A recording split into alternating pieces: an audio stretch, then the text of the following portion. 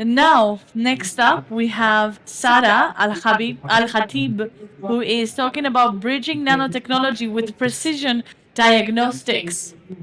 Good afternoon.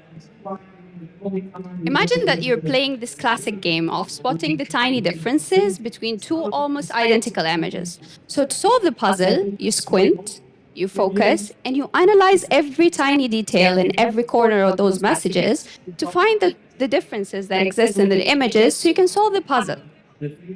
So it's about finding clarity in complexity and the art of detection.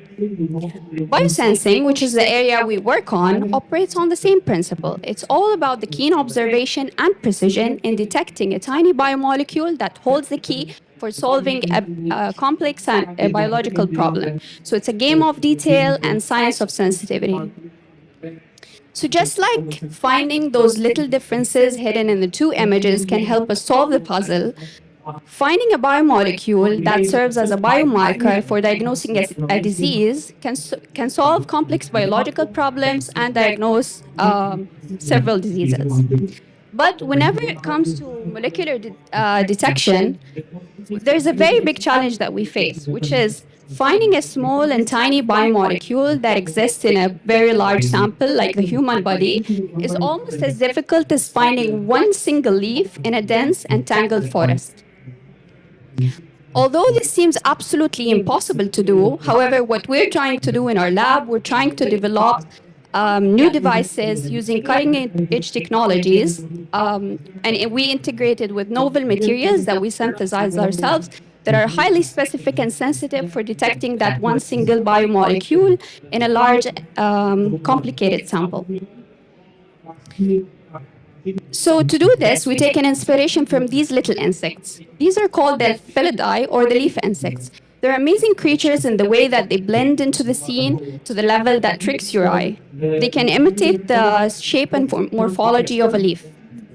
So we said, we will take an inspiration from these little insects. So what are the most potent biorecognition elements in our body that helps us bind to a certain biomolecule of interest?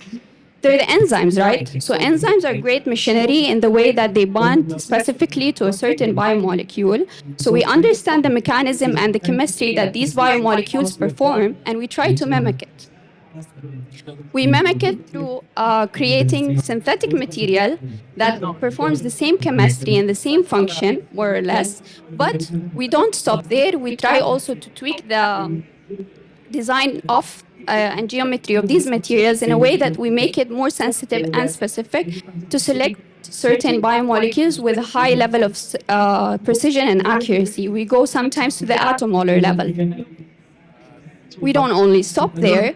We go one step further and we try to integrate AI and machine learning into the model, because whenever we're testing those materials and the devices that we're trying to develop, there are a lot of data sets that we end up with.